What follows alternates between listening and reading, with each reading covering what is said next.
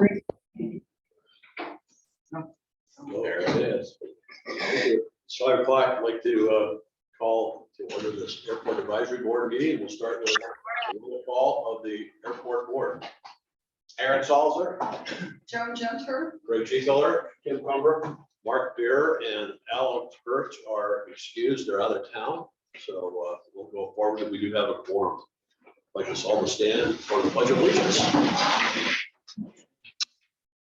I pledge allegiance to the flag of the United States of America and to the republic for which it stands, one nation, under God, indivisible, with liberty and justice for all.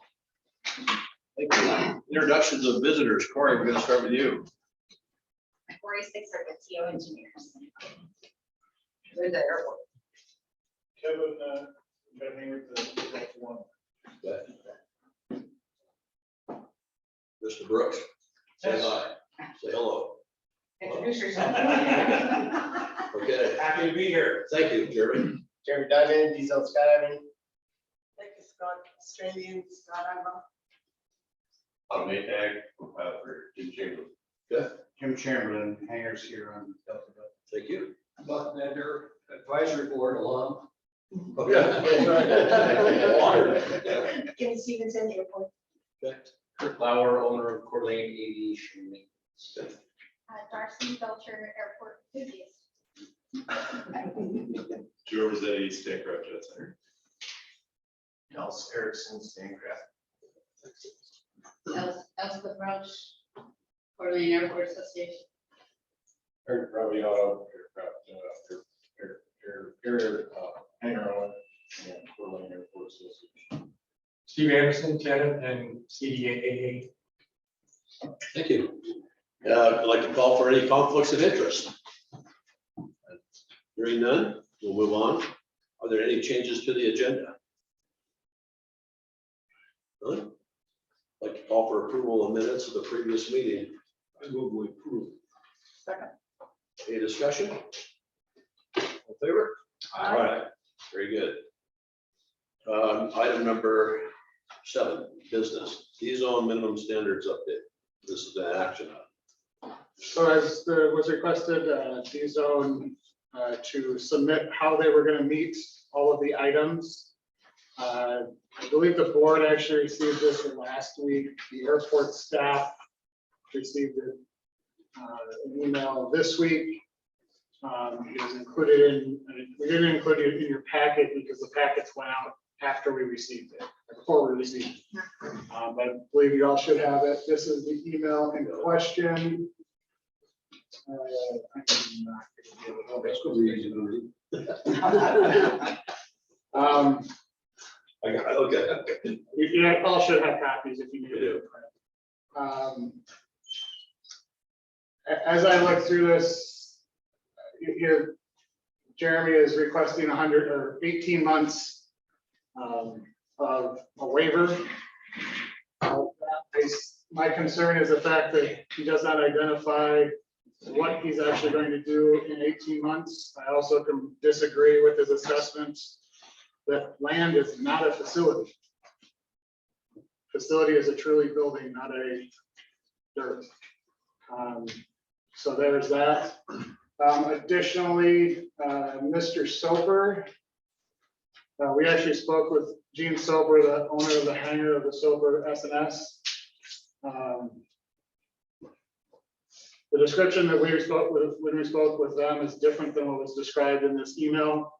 What was stated is that from the Sopers was that he was allowed to have permission through the airport's fencing and use the airport's taxi. The Sopers do not have any ramp space at all. The actual space is actually airport property. So, and we've already had a few conversations with the FAA where they've been unhappy with any loading on taxiways or taxi lanes. So that's another issue with this, is that loading of that can't be allowed because the FAA has already gotten after the airport for a while in the past. The reason why he was D-Zone was able to operate on the R, next to the R station, is that taxi lane was closed. That was not open to the public, it was closed, it was not an active tax lane. We actually moved barricades out of the way so he could operate. Because we have that area closed off for construction at this point in time. But we will be opening that hopefully by the end of this week or early next week. Those are, the airport has not had a full chance to fully review this document, but I will let Jeremy speak to, those are the big items that we see as still not addressing the facility need or the plan for a future one. And the happening off of the taxi lane still. That's more of a through the fence operation, which we don't want. So Jeremy, you have anything else you want to add? I mean, I thought that we met last month that we were gonna get, we requested a plan, a road access, a building possibly a sewer hookup plan down the road, and things like this. And what I'm hearing now is we're gonna operate out of Soper's hangar, but Soper said we aren't going to. So, Well, they told me I had access through their gate to load right there. I was unaware that that's an entire taxiway there. Last year, I was allowed to load on the taxiway at the end of runway 6 there, I believe it is. We were loading on an active taxiway that was allowed by the airport director. I will disagree with you on that, Jeremy. I did not expressly grant you permission to do that. Was that the run-up area? It was, no, it's the taxiway. And yes, you did allow me to do that. Jeremy, I did not. Oh, I mean, we can say yes and no, go back and forth, but you know, it is what it is. I loaded there. That's that. Yes. Over there, the taxiway that he's talking about over there in Soper, I mean, it's one hangar for the end of the taxiway. I mean, you're not gonna let me load on the taxiway, so be it. You know, that's fine. As far as this hooking up to sewers and things like that and having my building, yes, I plan on going there. Yes, that was always my intention. I've talked to Stephen about having temporary offices out there, talked to him about having temporary restrooms out there, you know, all this stuff was allowed. Now all of a sudden, for some reason, everything's changed. You know, I had that discussions. I mean, I hear this about how vague I'm being out there, but this is all stuff I've talked to with the airport director already. He said I could put a temporary thing out there. You know, once I'm out there and you're allowing me to operate, I mean, I have a year to start construction on a property, don't I? I mean, is that not the case with commercial operators? Do I need to come in for $35 million and build a jet center to have a place to operate? yeah, so, I mean, I guess tonight we're gonna decide whether or not we're gonna accept a deviation of airports and minimum standards, rules and operations, or deny. I think that's where we're at. I don't know what else we can say. I mean, you know, you didn't bother anybody when you're operating. The jumpers aren't an issue and things like that, but I personally, if we take a waiver on the minimum standards for you, and you don't go this, what's going to be the next one down the road? Like that for D-Zone, can do it for me. Well, I mean, we're still talking about this facility being an office. And again, nowhere in your standards does it say facility is an office. It's not defined as anything, it's just a facility. So if you go off just a standard definition of a facility, it says a place for an activity. That would be that piece of dirt out there. As far as like, I've tried to get in there, I've tried to start the permit process, and every time I make a little headway, everything changes with where I'm gonna load, with what I gotta do, with where I can go here. You know, once you get into that land lease, I'll give you a nice firm plan of how this stuff is going to happen. But until I get it, you know, I've been out here for 2 years now, and I really feel like I've wasted my time at this airport. For 2 whole years, I've been talking to this guy, trying to make this happen, and it just never has. For one reason or another, dragging our feet, it just hasn't happened. Well, again, it comes back to that catch-22. And the board has asked you for a concrete plan, you know. Do you want my building plans? I can give you some building plans. You know, I'll give you a little outline sketch. I thought we were talking about how it's gonna operate. You need a piece of concrete or asphalt out there. You need to put a building, AKA facility, but you need to have restrooms and other things for the patrons, because that's a part of all businesses on the airport. And I talked to Steven about the restrooms, and he actually expected there to be temporary restrooms out there. But we haven't seen any of that yet. In the email that we received, it was all kind of skirting those things with no real plan to get there in 24 months, 48 months, whatever. I think the board would like to see a plan of, I want a 300 square foot building, I'm gonna land my people 900 feet away from it, and we're gonna do the stuff, but we haven't seen any of that yet. And I think that's where the concern comes in. Well, I thought I was doing an operational plan, how it operates. Well, that too, that will be the next hurdle. I mean, I don't know why you can't give us a drawing. I'm gonna have a shed here, gonna have my temporary outhouses here for this year. This is where my road going in, but now it's like, where are you loading? So I'd like to make a recommendation, Sure. we table this until next month to give Jeremy the opportunity to bring those plans to us. I mean, it's, Is that a motion?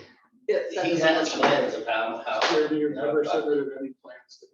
All you said is. I'll here's the second it. area. Discussion? Did you check with, I know you mentioned here, you were gonna check with, Stancraft about using that area? Was that? Yeah, for some reason, they think it's unsafe to load a smaller airplane over there on their ramp. We do have other ramps that they can operate from. but Well, I've asked you numerous times, where are they at? Which I ones? sent you an image with those attachments where they can operate from if they're requesting a waiver. I've sent you that. Which one? The email chain that was included in this, the packet.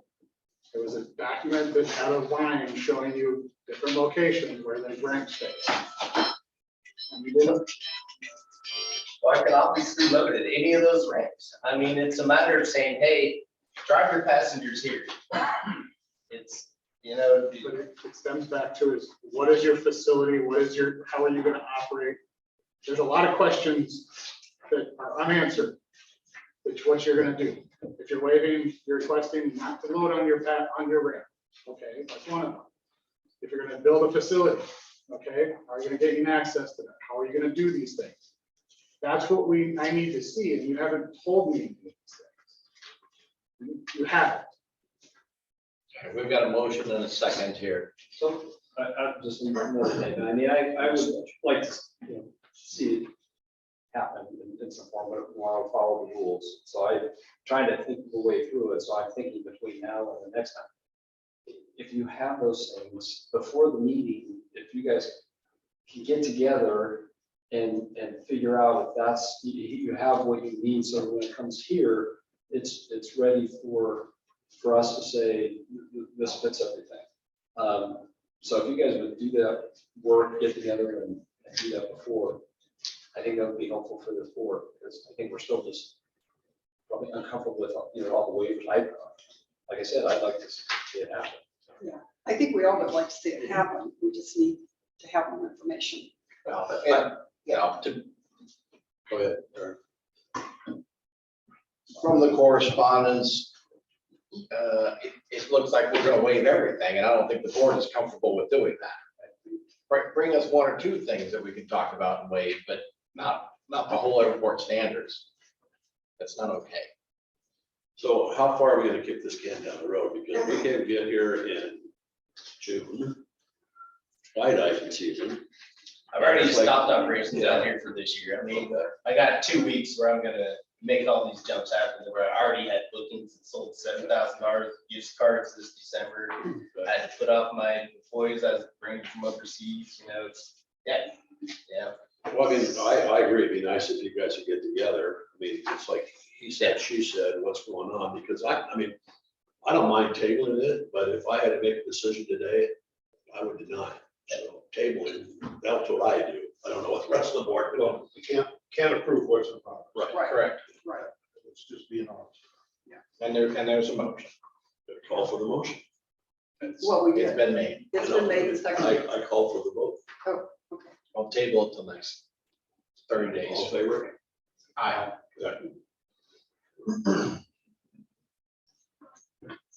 Good luck. Yeah, staff report, Stephen. All right, so D North, we're closeout period, should be submitting that here, final payments as well soon. Same with fencing projects, runway decoupling, we actually had a 30% design review today with the FAA on a couple items, including, we actually have been broaching the subject of bringing in a temporary tower during the runway redesign, or runway rehab, which is what this switched to. Instead of decoupling, it's now, or excuse me, sorry, I'm in the wrong project. Runway 220, lighting issue. Lighting, we actually talked to the FAA about this today too. Grant should be hopefully at the end of June, so if they have parts in place, be August sometime, so maybe September is when that work will start. Perimeter fence, we just submitted, or should be submitting here, final reports and final closeouts. We just got notice from the FAA to go ahead and do the final payment. So that'll be closed out here shortly.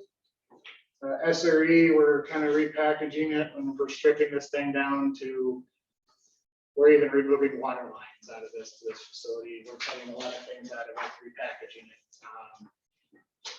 And it's, we're shuffling money around from bill money, which was already allocated. We're still, the thing is we don't want to lose the 760,000 that was already allocated to it, so we don't want to lose that federal money either. The FAA doesn't want to either. So that should go, we have to have that bid June 16th or 21st, wasn't it, for? Sometime June 6th. June we're 6th. gonna rebid it. You know, the advisory board doesn't decide that, do they? Okay, thank you. Gulfstream Road utility extension, this is actually delayed again, but it now should be starting in end of May now and early June. We're gonna have a pre-con here in the next couple weeks. So it should be starting up soon. Infinite Electronics apron, we had a meeting actually with all six of the prospective tenants, just so that they could understand and be in place for what that would entail. They should have understood some of the design issues that would have come with this ramp, because with it being a ramp, it sheet drains a certain direction and they built hangars in there and caused some problems. So we made sure they. Question? Exactly where are you proposing? Seem to have a memory. The infinity ramp? Transector ramp. That one, transect. Great. Okay, thank you.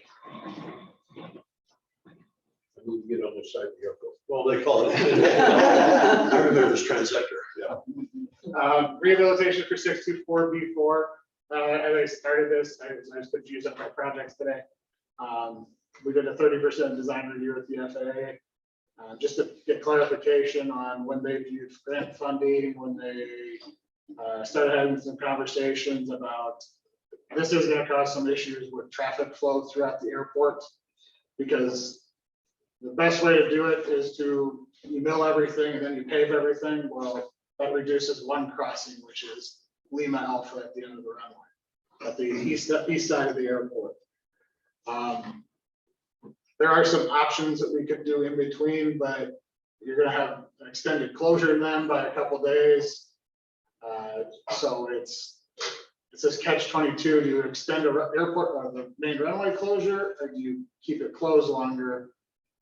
And that's what we're trying to work through. The other option that we started broaching with the FAA is bringing in a temporary tower during that 11. Basically, we're looking at between 10 to 15 day closure window.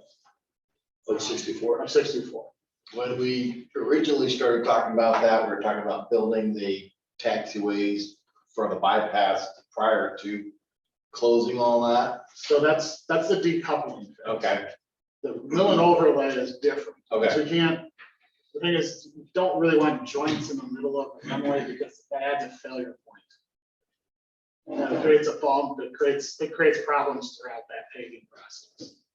So we're trying to work through how to do this effectively, but it's gonna get ugly either way, anytime you have a runway closure. We also were in this conversation, we're talking with the FA about how do we deal with, when do we look for this project to happen? We don't want it to happen in July, which is when the grant will be, of course, issued. So how does that look like for phasing of the project? Does that look like a start in October, finish in, end of the spring of the following year? Do we get an April grant issuance? And that was a conversation we were having with the FAA. We didn't know. So 64 close, you lose your big firefighting aircraft, your Gulfstreams and stuff that can't land it. It could land light Okay. on 220, Okay. but it's a significant hit, and that's why we're looking at the shoulder seasons is where we want to be. More of a takeoff issue than a landing issue. The good thing though is we're talking 11 days. There will be some intermixing days of closures in between to tie in certain things. There'll be night closures, things like that to do the mill or to mill the grooves and do painting afterwards. But you can paint that runway with a professional company in a day. Somewhat similar to that deal, how did the 64 closures for the pounding project, the dropping of the weights or the whatevers, was it received? Did it work well? It seemed like it worked The well. NOTAMs? It worked well. The thing is that was, if you're doing mill and overlay, you can't. Right. If you're painting an hour or so heads up, you can probably get away with it. Maybe 2. The grinding, maybe. Because once they start, they don't like to stop because you've got between 3 and 5 vehicles, some of the semi-trailers and large pieces of equipment. Once they run, that's what they do. So I wasn't the lights, when do they come, before or after? We're currently having conversations with the FAA about how to the lighting system. Okay. So on-call sewer tasks, we actually are basically done right now. We haven't received the final report quite yet, but we've gotten the online version of it. If anybody would like to see some nice camera video of sewer lines, let me know. ATC planning, we're currently we're a little bit of a holding pattern. We're collecting more data because it seems like everybody in the Northwest, through the weather, their traffic counts have been really bad. Phelps has been bad. We've been lower for what we would expect for this time of year. And it's just due to the weather. I don't think anybody expected to see snow last Saturday. We did in certain areas around here. So the weather has not been conducive to good flying, and so we're seeing a hit on that. We're waiting to see what our summer numbers look like. But we're collecting those data and those numbers now. It is tracking roughly where we're seeing it, where I kind of expected it to, but we want to have better hard numbers once we get to that. Make sure that it's a repeatable numbers instead of just a spike from last year. Are your landing fees in place now that we? Not yet. Okay, thanks. There'll be a public hearing on the 31st. Okay, thank you. Other than that, traffic has been going up. We have been seeing some increased traffic when we have nice days. And then it's been fairly quiet around here. We have a lot of construction going on. It looks like there'll be a couple hangars that won't meet our deadlines of starting construction by the 31st. They still have a few weeks to get that figured out, but we expect people to have a site disturbance permit and moving dirt by that time. Okay. Anything else? I don't think so. Okay. Coeur d'Alene Airport Association update. And if it relates to 139, I'd like you to hold that until our workshop. Okay. Other than 139. Okay, perfect. Okay, public comment. Any comment from the public? Okay, all for adjournment. This meeting is adjourned. I'll motion for the adjournment. Right, thank you. Okay, we're gonna take about 5 minutes, you guys, here for the 139 discussion. We're gonna shove some tables together, and then we'll sit down here around the table and we'll talk about the 139 certification. Okay? How you holding up? I was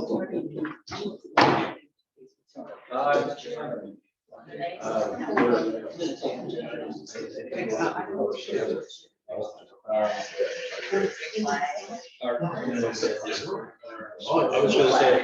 just go like this. Here's my shed, my plow house. Here's where I'm going. Here's my road. You need me to move? I got that.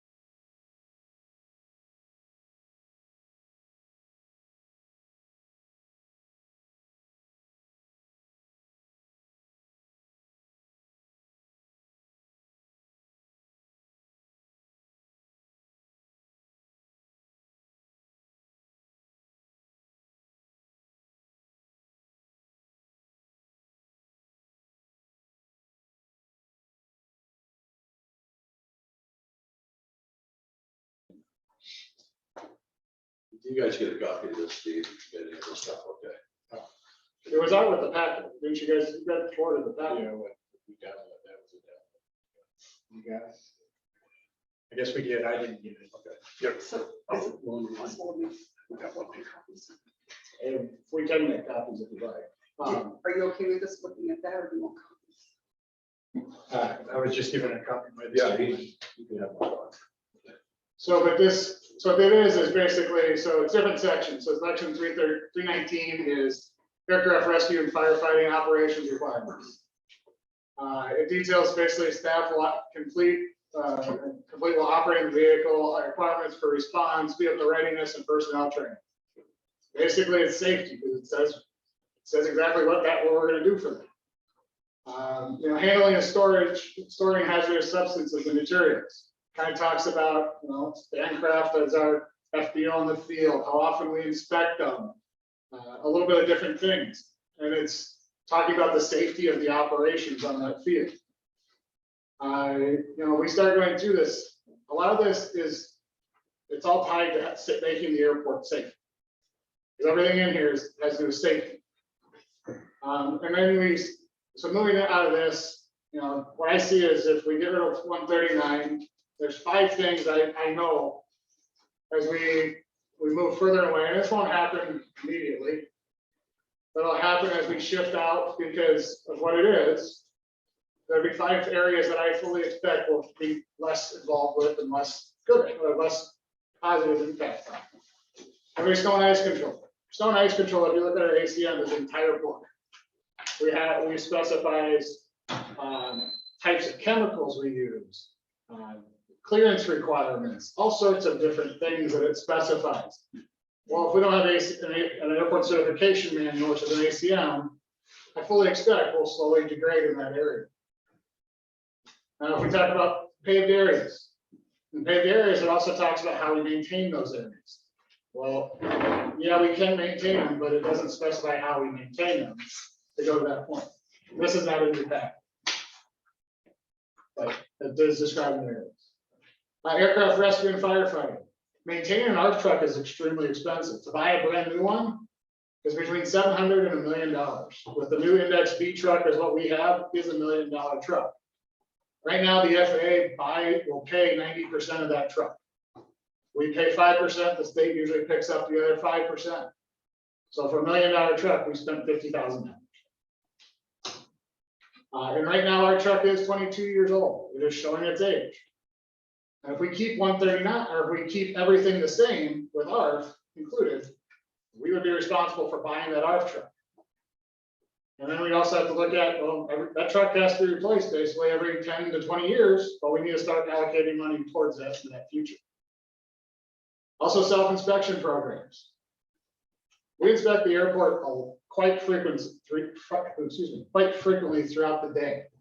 Anywhere between 3 to 10 times a day, depending on what type of event's going on. During summertime, it's not quite as much because we tend to stay off pavement as much as we can. But we still find random things throughout the year. The weirdest thing I think we've ever found was we found a gas cap, or we found gas caps, we found orange slices, we found tools, we find all sorts of things. We've even found rocks the size of your fist. And those are, we actually think that was a coyote that brought them up. But we also find wildlife and different things like that throughout that inspection.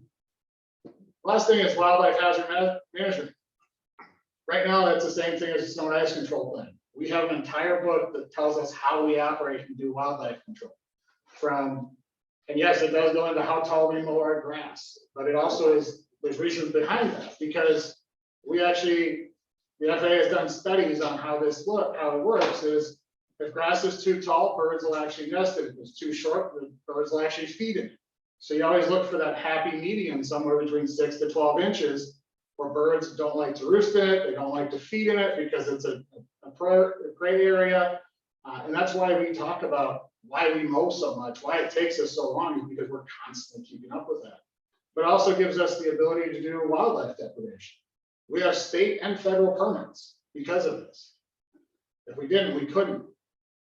And we take anywhere between 2 to 10 wildlife a year. So just to do that. Would you still do it if it wasn't? Technically, if you read the federal requirements, you have to have a wildlife hazard management plan in order to have a permit.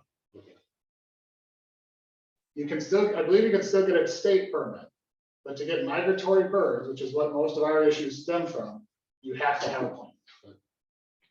And those are the 5 sections that I fully expect we move further and further away from.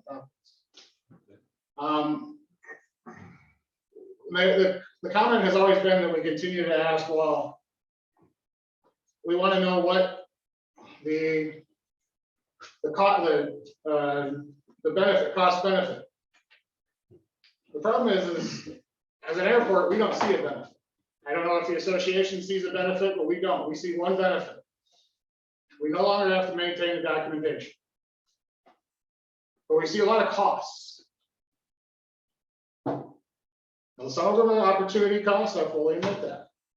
Such as FAA safety support inspections. What that is so the FAA inspects us. They say that we are meeting the standards of the under 139, that we are operating efficiently and safely today. Well, let's say we have a jet aircraft that, like Aaron's operating, that we do something wrong. As long as we're following our inspections, we do everything right, the FAA will stand behind us and say, they did it right. They'll protect us. They'll help us in defense. If we're not, we don't have 139, we did something wrong, we get found that we're 20 to 30% liable in a legal case. How much money is that if we destroyed a jet and let alone killed somebody? That's my concern. You also have ARF truck replacement. There's $1 million right off the bat, plus $50,000 to $60,000 every year. You have staff costs and recruitment. We have typically people like to work at 139 airports over 139 airports. So that means it's better in their career. If people look to move past this airport, they'll want to, any of my staff, they want to be at 139 airport. Because you look at any position of any authority, they want experience from 139 airport. You look at grant money loss. You look at any of the GA airports around us that are not 139, they average about half of what we are. We get about $1 million every year. Well, cut that in half, it's $500,000 gone right there. So this is kind of where I'm kind of pointing to the association, looking at the association, saying, what benefits to us is there to this? The conversation, and what is it specifically that out of 139 that is felt that you don't want us to do? That way we can have the conversation of, okay, we can save money here. But realistically, as the airport, we don't see the value of getting rid of this, because it protects us on a lot of things. If we were to 139 airport with the FAA oversight, who would operate or run the airport? Does that then fall to the county? The county would still operate the airport. The FAA still has complete ability to come in and say and dictate a lot of things. Right. Because we accept grant money from the FAA. But you're talking about the protections from iJet, runway excursion or something along those lines then. Where does that liability shift then? Does that Shifts out to go? the county. Goes out to the county. Yeah. And the taxpayers Yeah. and everybody that's local. So here's the deal. So if you don't close the runway because of ice, because we never did before, the jet runs out the end. If you weren't 139, it's like, well, it's too bad the county should have done it. Yeah. And then they come up with the county. Okay. For example, there's a reason why we close runways at 2 inches of dry snow. We specifically call it out in our plans. It's spelled out by the FAA, and they require it. I know there's a lot of aircraft that can operate up to 5 inches. We don't, as the airport, I don't care. I care that my plan states 2 inches and we close. Because that protects us from a possible issue. And we get it, has various different levels of what it is: ice, wet snow, dry snow, slush. We spell out everything with that. So if the R station goes away, we'd have to have a memorandum of understanding with some outside entity to provide fire service to us. And as I understand it, based on my experience with them on other things here at the airport, they might put somebody on standby or dedicate an engine here, but the minute they get a call off site, they're gone. You also have to keep in mind, our ARF truck is specially made to be an ARF truck. None of the fire departments have anything like ours. Right. Our truck can carry 1,500 gallons of water, 200 gallons of foam. It can do 0 to 50 in about 30 seconds while fully loaded. So you look at it, and it will do this off road. Well, most aircrafts crash not on pavement. So you look at most fire engines, they're meant to be on a city street, not in the field. So ours are specially made to survive, get there and get back. Yeah, that's a huge safety item. So if you weren't 139 though, you need an ARF truck. No, No, but then you're gonna have to depend on some outside entity to provide that service, and yes, it's gonna be hit and miss. What's this 121 losses, or do you cover that item 11 there? so 121, future 121 operations, right now we do have an opportunity cost. There is an opportunity cost of having a commercial carrier come in. There is that opportunity. Whether it happens or not, it's still an opportunity that we could have. We move to a guaranteed revenue stream from the FAA of $1 million every year guaranteed. We move into a different funding pot from our discretionary money. You also have a mass increase of landing fees from the airlines. You have fuel flow increases. You have parking lot increases. You have just additional massive increase of revenue stream to the airport. And that's an opportunity cost. If you don't have a 139 certificate, you don't have any. Whether it happens or not, I can't say that, but it's still an opportunity cost lost. So do you have any, are you in talks with any 121 operators or 135 operators at this time? We talk to them every year. Who are you talking to? We've talked to Avella, we've talked to Allegiant, we've talked to other folks as well. They've requested, we've gotten as far as having negotiations all the way down to how much we charge per passenger. Yeah. So Are they fully committed to that? Do we have a letter of commitment from them for moving into Coeur d'Alene Airport? not for them, but Okay. we've had enough conversations with people that it's getting to the point where somebody will eventually pull that trigger. But you don't have any letter of commitments Not at the moment, or of interest? Any letters of interest? not at the moment.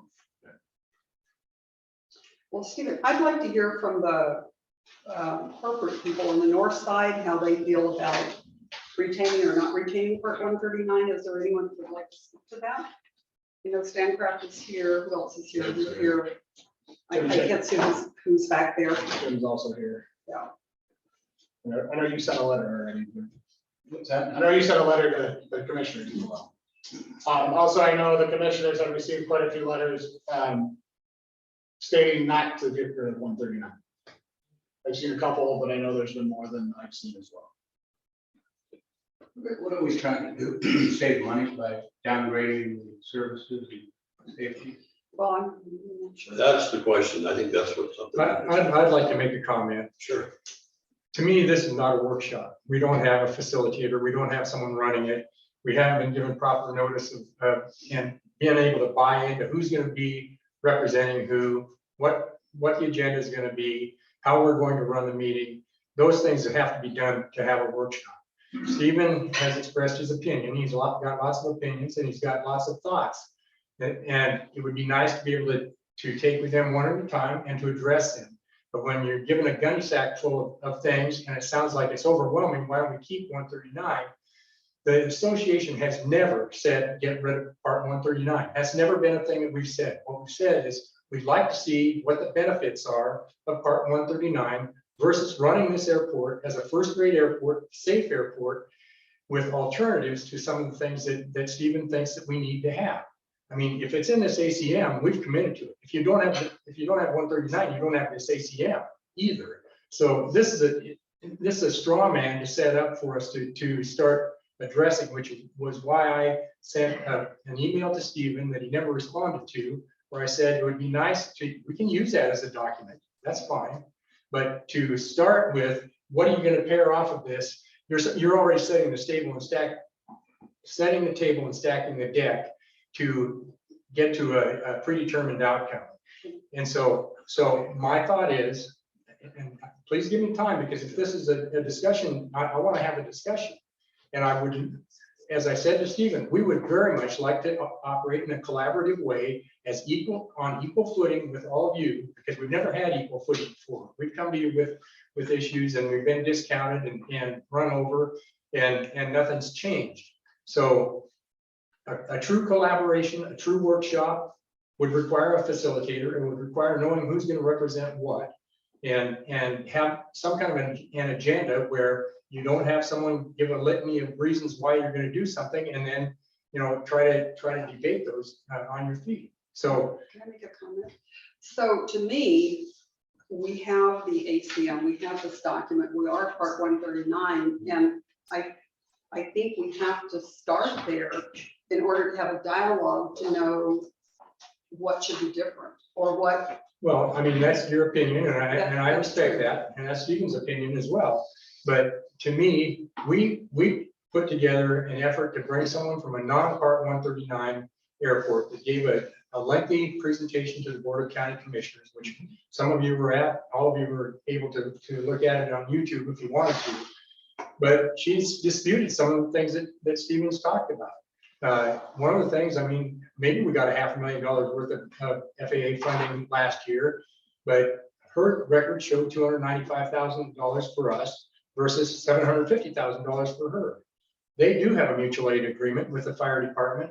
And my contention would be that a mutual aid agreement with a close by fire department, whether or not they have the same foaming or off-road capabilities as what this ARF truck does, I would much rather have these EMS people and these professional firefighters come over and respond to something. If it took them you know, even if it was within a minute or two of what these guys are gonna drop their tools and run up and man something that they get trained on periodically. Or,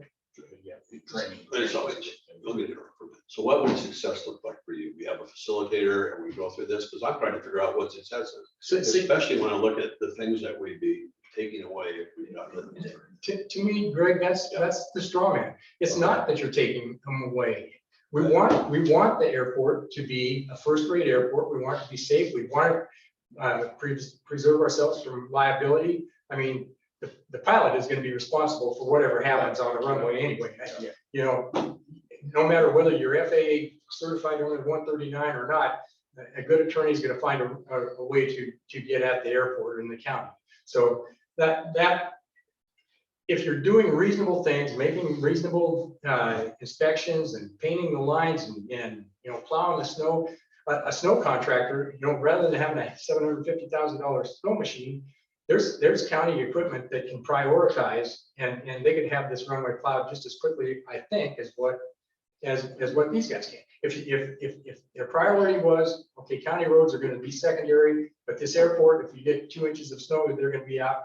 I mean, those types of agreements are available to have. So let me speak, Stephen. So we're not suggesting that we turn this into some third-rate podunk thing that's rife with legal liability. We're saying you might be doing it in a certain way right now. We want to know what it's going to cost if you drop this umbrella, instead of having someone tell you when you go out and inspect. Stephen's the airport director. He could write up the document. He could use this as a template if he wanted to. So I have a question.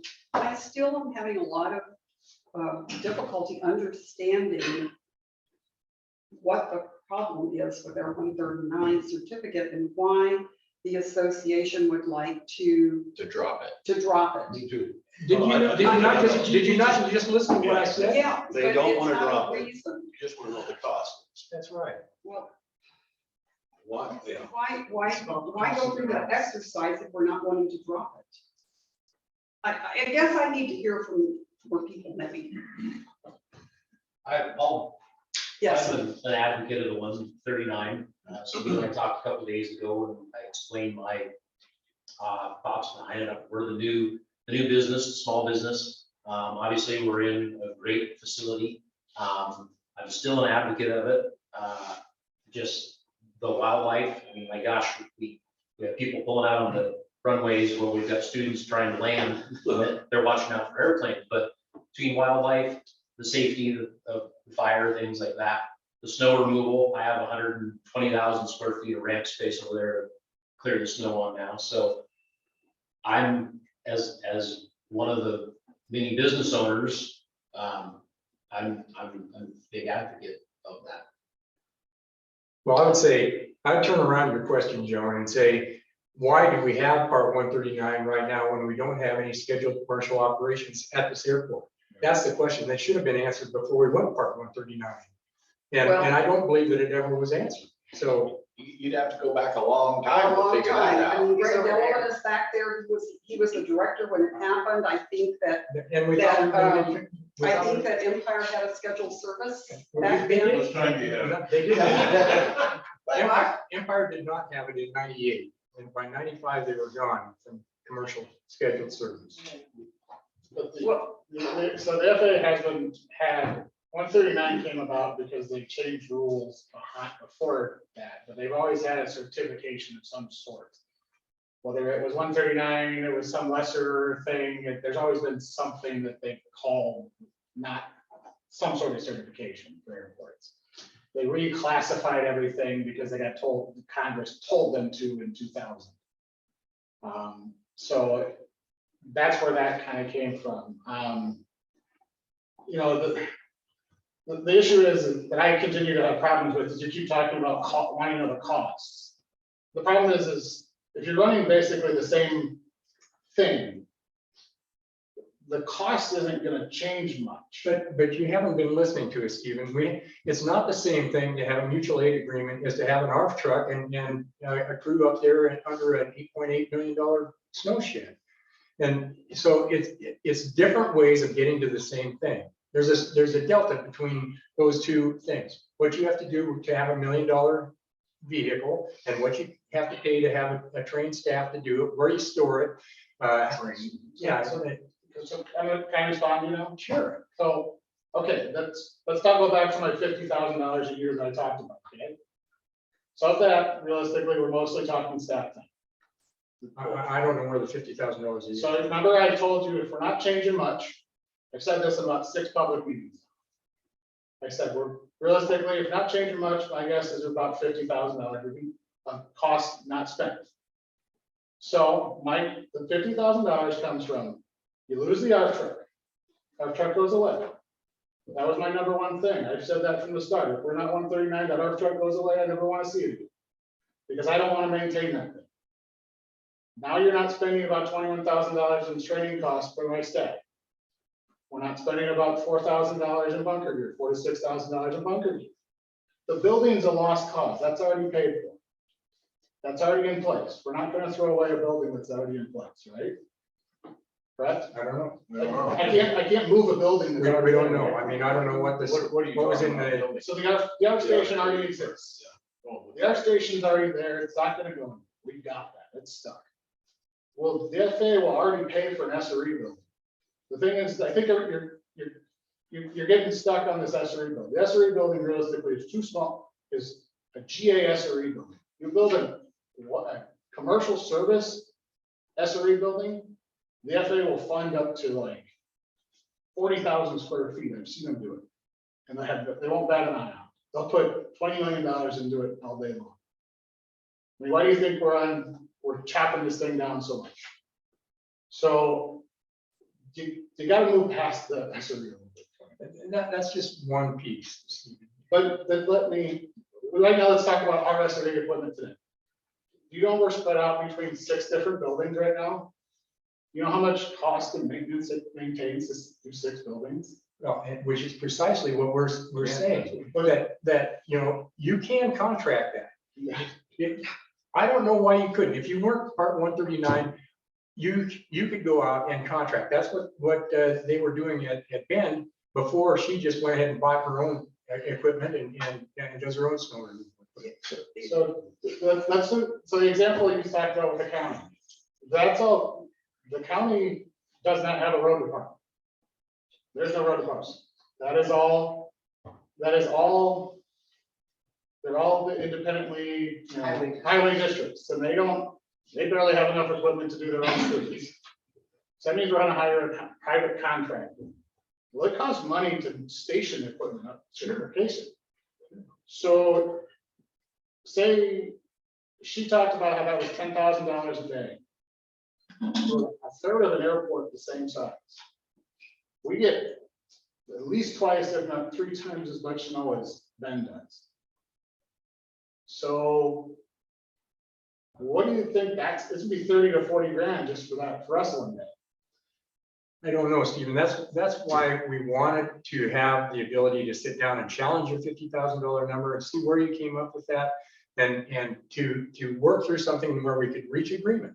And Joan, I mean, if it's a foregone conclusion that you all want to have 139 and Stancraft and Coeur d'Alene Aviation and Empire, if you all want it and you're the big players here, then we're wasting our time. There's no need for a workshop, and there's no need wasting your time either. But we don't think it's an unreasonable thing to say, you know, if you've got it, why do you have it? And how much more is it costing you from if you didn't have it? So here's my struggle. I don't see how having a Part 139 airport hampers what anyone in the field wants to do, especially you GA people. But it costs us. How? This airport is supposed to be self-sustaining, right? I mean, that's what Steve tells us all the time. We are. And we are. Okay, so if it costs more to maintain Part 139, the hangar owners, the people that are here, are You the keep lease raising the holders rates on it. are all paying more than what they necessarily would have to.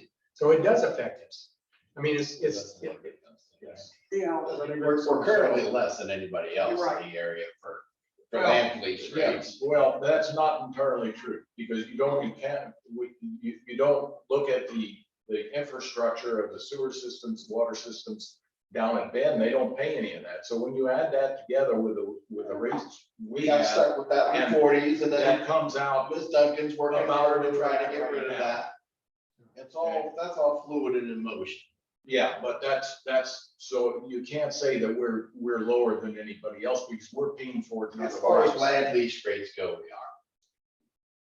No, we're not, because they're getting free sewer down there, free water. Well, We pay for it up here. well, you have to give the county and the airport some time to fix that. well, without a facilitator, I don't know, we're gonna argue with each Yeah. other, we're gonna be. Well, we're not trying to be argumentative. And we're not gonna make any progress, but, you know, I think having a discussion about what's Empire getting out of this, what's Fort Lane Aviation, what's Stancraft getting out, all those guys are gonna say, yeah, it's a great deal, because there's, you know, they've got a different clientele than general aviation. But I would put the question back to Empire, how are you gonna be hurt if you do the same thing, if you have an airport of the same quality and the same safety level, if you're not under Part 139 and that costs less? So that's a good question.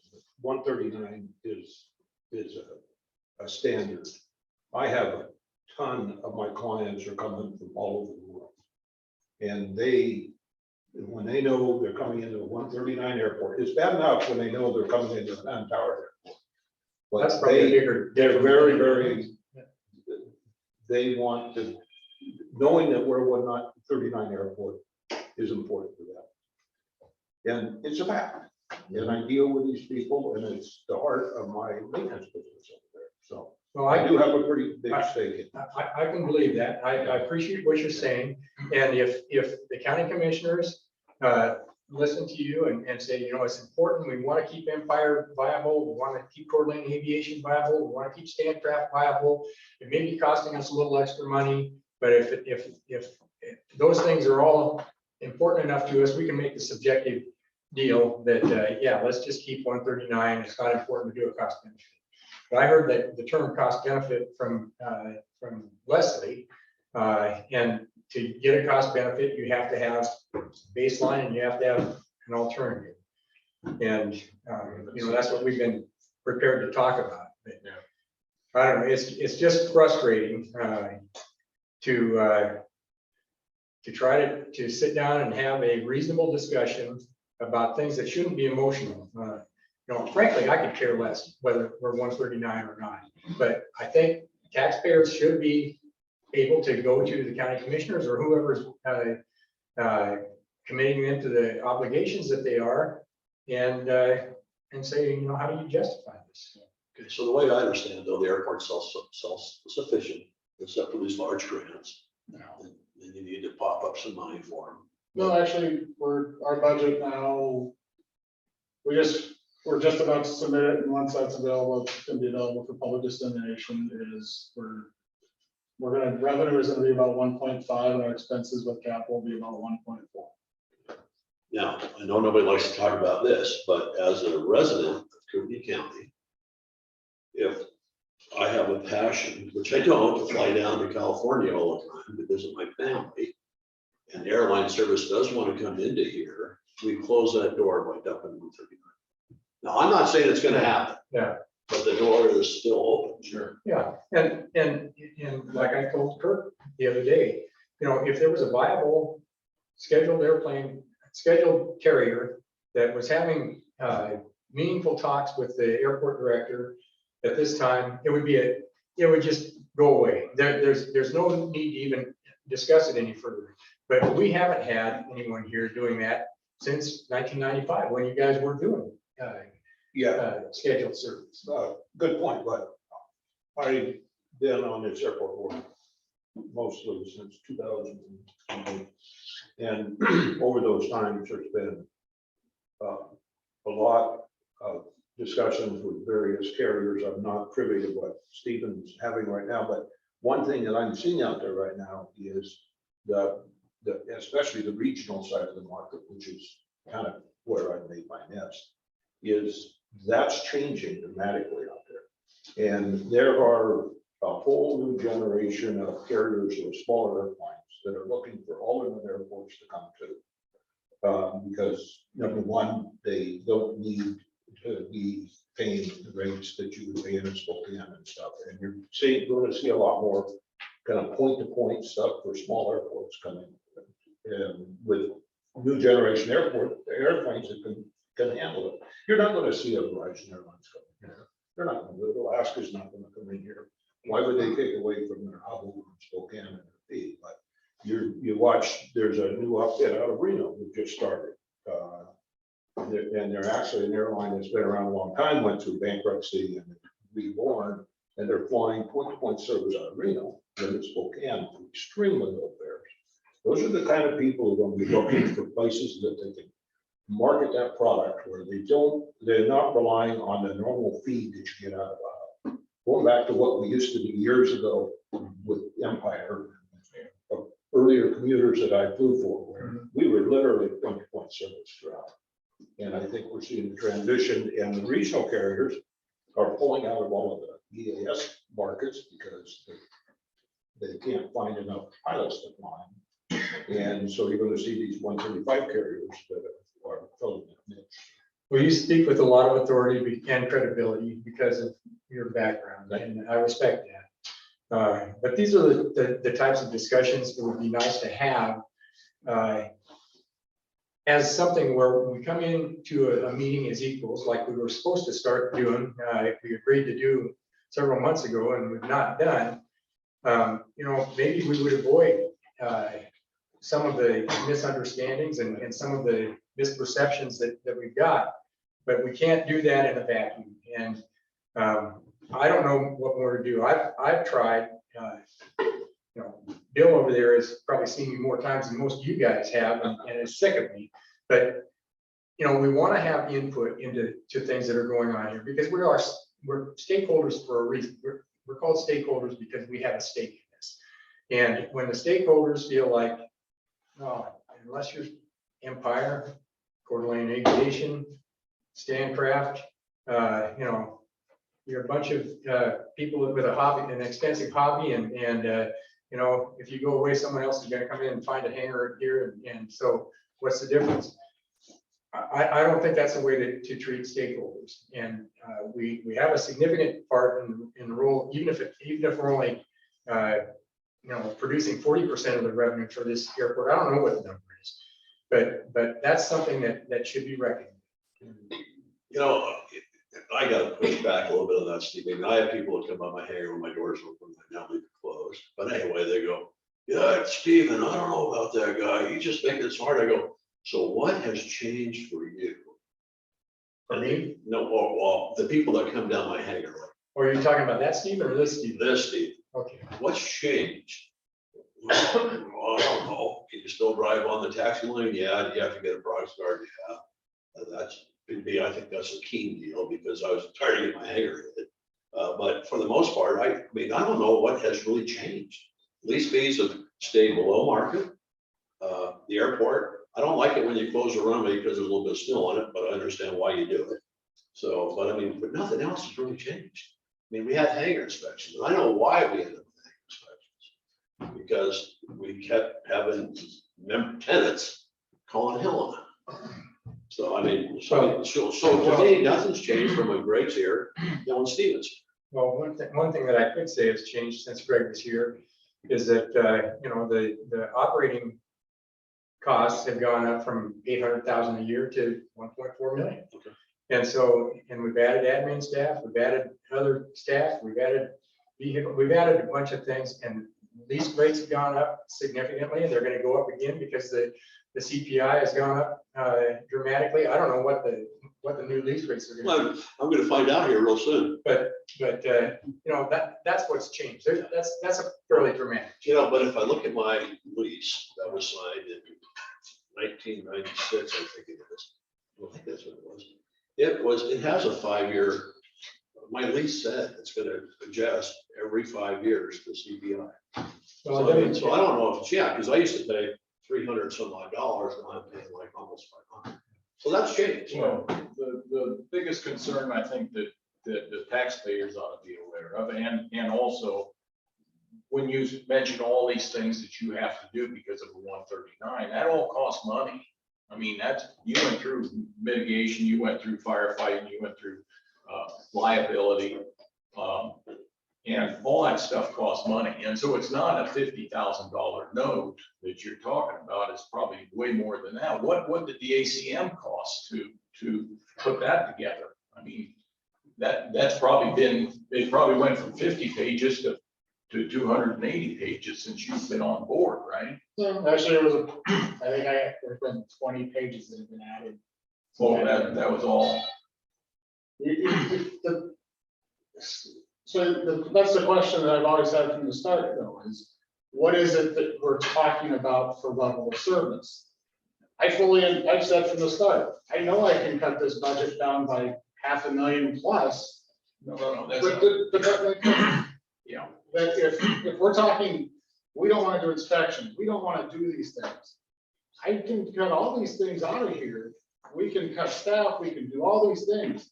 We can go be Kellogg or Chacon County. No, that's not what we're asking. That's, you're getting the wrong impression of what we're asking. What we're asking is, what are the costs between what you're paying now for a 139 airport, and you haven't given us any definitive cost of what the difference is between a non-139 and a 139. That's the only really, that's what we ask for a cost analysis.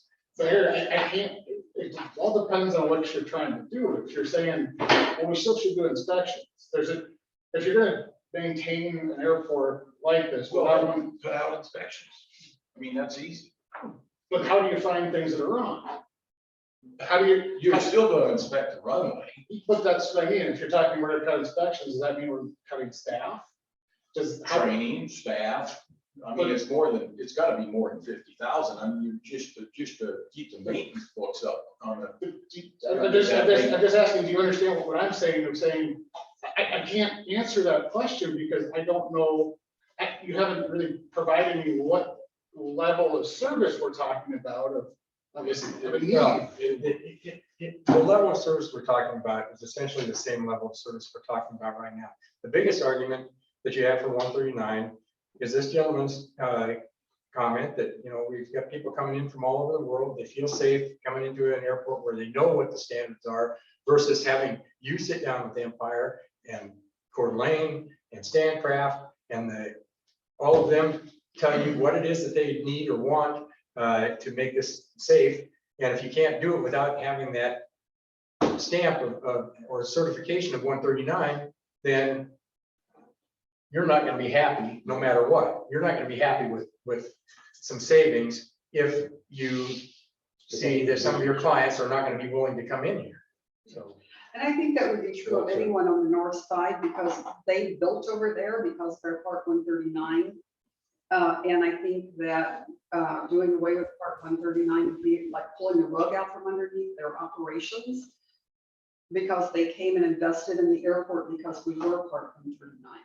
I don't know. I hear what you're saying. I'd like to hear that from these guys. I mean, that was part of your contract and part of your understanding that was going to be maintained and that type of thing. Well, I knew when we agreed to have that facility built, we were coming into the 139 airport. And the alternative, not because of the 139, we're the product of a vigorous recruiting effort by Coogan County, the airport, the state of Idaho versus Washington State. And when we got done, when my board looked at it, we had two proposals, one from Spokane and one from here. And the dollars weren't a hell of a lot different, but the confidence in this airport and Coogan County and what they've done made our decision for our board hands down. So 139 was just one of those things that would have stood out if this was not 139. Wasn't. I claiming it was the direct reason we came, but it's one of many, many things. I can understand. That's different than what Joan just said. No, that's exactly what I was just saying. I mean, Stancraft, I was in the initial discussions when Stancraft was planning that building over there, and I think the fact that we had the Part 139 certainly gave a level of confidence to their financial backers that they would be successful. I think one of the things, speaking from that side of the field, 139 is just something that's going to complement the airport just going forward. You know, we have a handful of operators that come in every year and they actually pay and they request to have the ARC truck on standby. I think it's 30 minutes before their arrival, 30 minutes after, just to make sure if something does happen, that ARC truck's ready to go. The airport area is all just growing. I mean, taking the 139, it doesn't make a lot of sense to me personally, at least in the sense of what could happen in the future, if there could be a scheduled carrier in the future. For those folks that do come in and request the ARC truck specifically, and request people to be on standby for their arrivals and departures, you know, when I get where the main idea is coming from, but I just don't see how we would want to step back from something. That's not our intention at all. Our intention was that we just wanted to know a cost analysis of one person. That's the only. We didn't say anything about taking away the. That was the only thing that we had. That was the only.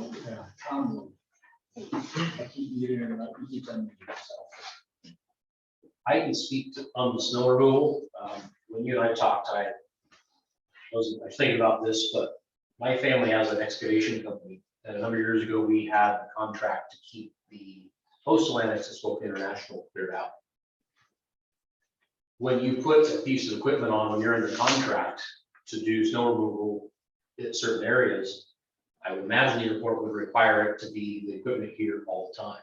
Whether it snows or not, as my family owning an excavation company, that equipment was on site. We loved it when it didn't snow because the check was always, it was paid every single month.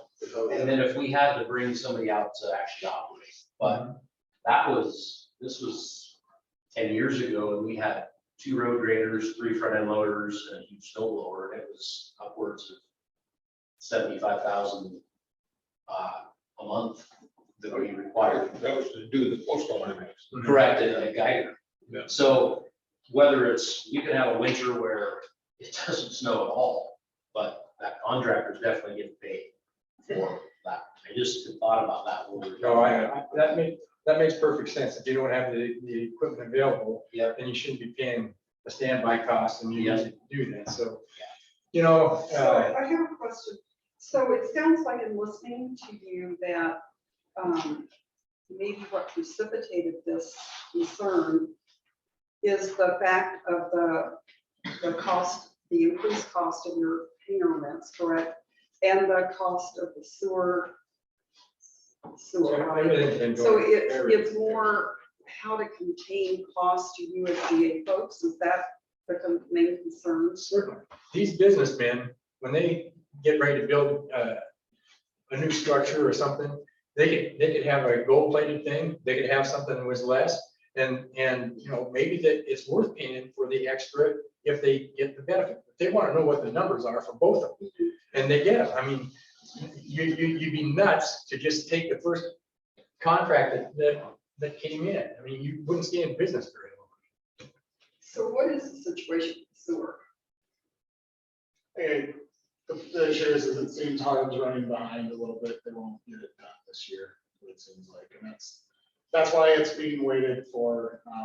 And it's Commissioner Duncan's more negotiating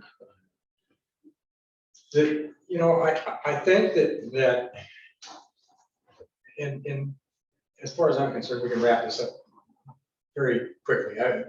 We've had some discussion. If we want to have a workshop, I still think we need a facilitator, but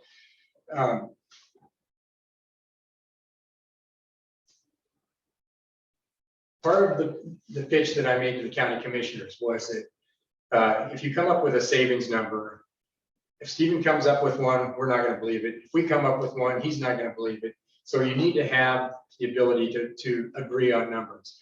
I don't know what the basis for $50,000 is. I mean, Stephen showed me a spreadsheet and said the things he cut out on it, and maybe it came to $50,000. But if you have one employee that you don't need because you're not doing Part 139, I guarantee with the salary and the loading and everything on it, it's going to be more than $50,000 just with one employee. So immediately, his numbers are suspect to me. You wouldn't ask me what I think that the numbers are because I'd be pulling them out of some place that wouldn't have any credibility for. I could say what I could guess, I could throw a number out, but it does no good to do that. So do you think it's, to get to the bottom of that, I think you'd have to contact somebody and it's going to cost money to do that study. Well, and that was another thing. I mean, that was a real red herring to throw out, and it's going to be $100,000 study, which, the statement that I made in that county commissioners meeting was, I think you got more in 25 or 30 minutes from Tracy than you get from $100,000 study, because there's so much subjective stuff. If you've got an airport manager that's got 30 years of experience that is walking down through the items and the reasons why they believe that they have a first-rate airport without 139. You're getting information that you can then,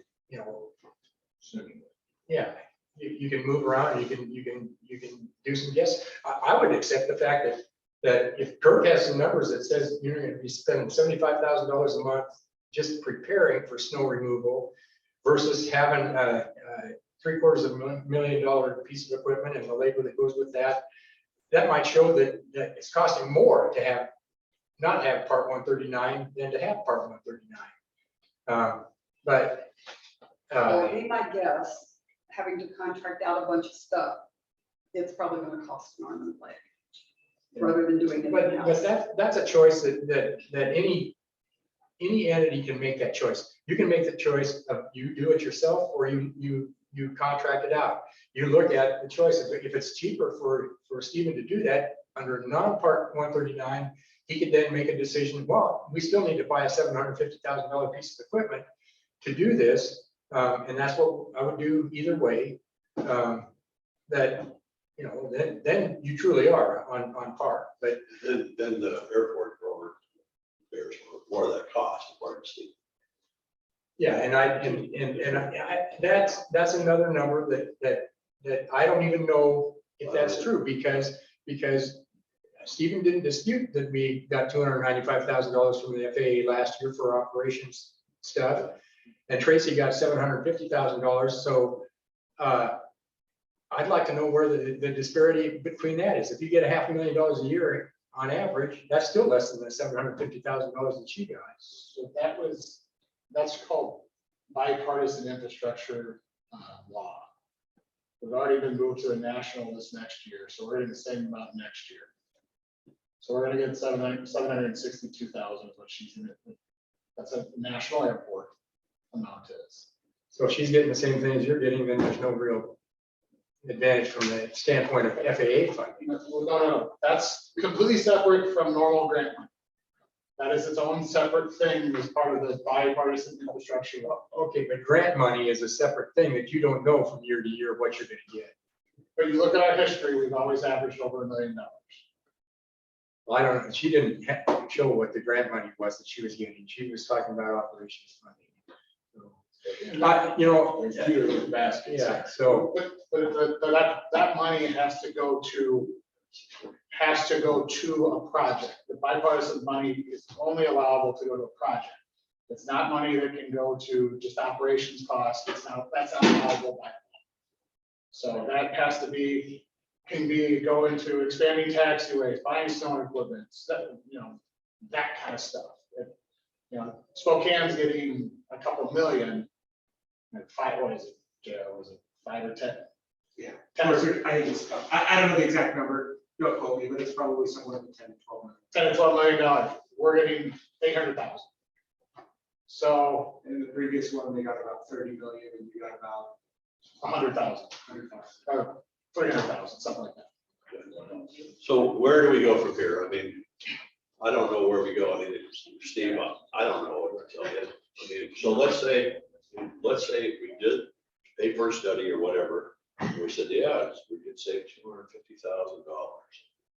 But would the tenants decide some be willing to say, okay, we're going to save that? And we take away opportunity down the road. I don't know. That's At that point, I think, you know, if we did the studies presented to the county commissioners, they're the ones that make that judgment, not us. We're gonna be along for the ride. They represent us. So we vote with our, with our feet and our tally. So if they saw that and said, yeah, we've heard everything and it's gonna cost an extra $250,000, then at that point, we go, okay, well, it was a decision founded in reasoning and we're gonna accept their rules, just like democracy. I mean, sometimes things don't go our way and you accept it. Well, yeah, and we really didn't understand all the 139 segments that were here, like Tim and some of the other gentlemen around here that it is a safety factor, of course, but we just wanted the numbers. We didn't want to shut the 139. I understand that. Yeah, I understand that. So that was just a comparison to see what it would cost if we didn't have a 139. I'm not trying to, we weren't trying to advocate taking the 139. No, I thought we just wanted to I never took it that way. But, part of the thing that you're asking for, I mean, yesterday on the ramp out here, the sheriff department had their brand new boats out there. Well, now, why'd they buy that big fancy boat? I mean, there's, you can question everything. You can. Yeah. That's right. And we should, as taxpayers, we should. Yeah. But we're more vested in some things than others. Right, exactly. Especially when you have a Well, business. no, I'm not the one that You don't see it. It's like a Coast Guard boat. I don't boat on Cook County water, so I paid for it. Well, it wasn't. Okay, anyway, so I think we're at a kind of a pausing place here. I don't know where we want to go from here. but- I have a suggestion that outside of a meeting like this, that you and Harry or you and me and Stephen sit down and talk about if there's a path forward to get to something that's going to shut us up and allow us to sit back there and just make public comments occasionally. About how nice it is here, okay. The grass is too high, okay. Okay, sure it's busy. But I think that it would be better in that kind of you could have a representative other than yourself. But I'm seeing one person from each and sit down and decide if there's a way that you can agree to go forward and get something that the county commissioners asked for, or if we can't, then to go in unison and say, we're satisfied that this is more complex than what we had originally planned. We don't want to spend $100,000 for a study because that's just money thrown out the window. We feel like we've been heard. Let's just keep the status quo. That's my suggestion. Stephen, you up for that? Sure. And I didn't mean to leave out the big players either. If they wanted one to. other thing that Stephen was talking about, the 139 ACM there, and I looked at that safety zone for the taxiways, and that safety zone is right up to my front door on my hangar. And yet, if that's county operations or airport operations, why am I paying for that land up in front of that? That's been the policy before I got here, and the airport can't build on it, but you can either put space into it, so. But I can't put anything there. I can't put an airplane there because it's in the safety zone. So Right. that's a separate discussion. Yeah. Okay. I mean, there are airports I did learn that you only pay for the lease fee as the building itself. Right, So all the rest of that stuff, so you're paying for all that grass. I know I am. I know. That's for another day. For the planning department. So I would amend my recommendation to include whoever from the big businesses also wanted to sit in and Yeah, we don't want to. we're not I don't trying. feel left out. I'm just trying to keep that hanger full over Yeah, there. well, And the round. Those people employed. so thank you for at least having a discussion on this. I don't want to call it a workshop, but I don't consider it one, but I think we heard each other and for the most part maintained a calmer demeanor than what I did at the last advisory board meeting. But you know, when we feel passionate about something, it shows sometimes. So And for the record, it's not an $8 million solution anymore. it was 8.8. Was. That was the bid, and we rejected. You know, if the FAA hadn't rejected it, I'm not sure you would have, Stephen, but He would have had to get the money somewhere. well, I was the first one to say we rejected. Okay. We're on the contractor that day. We rejected. Okay, Fair enough.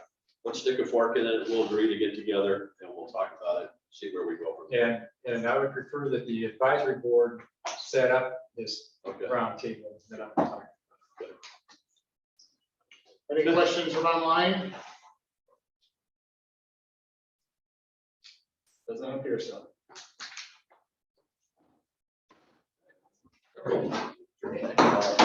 Thank you. You bet. Thank you. Thank you. Thanks, Steve. Get together. You really should look at that book.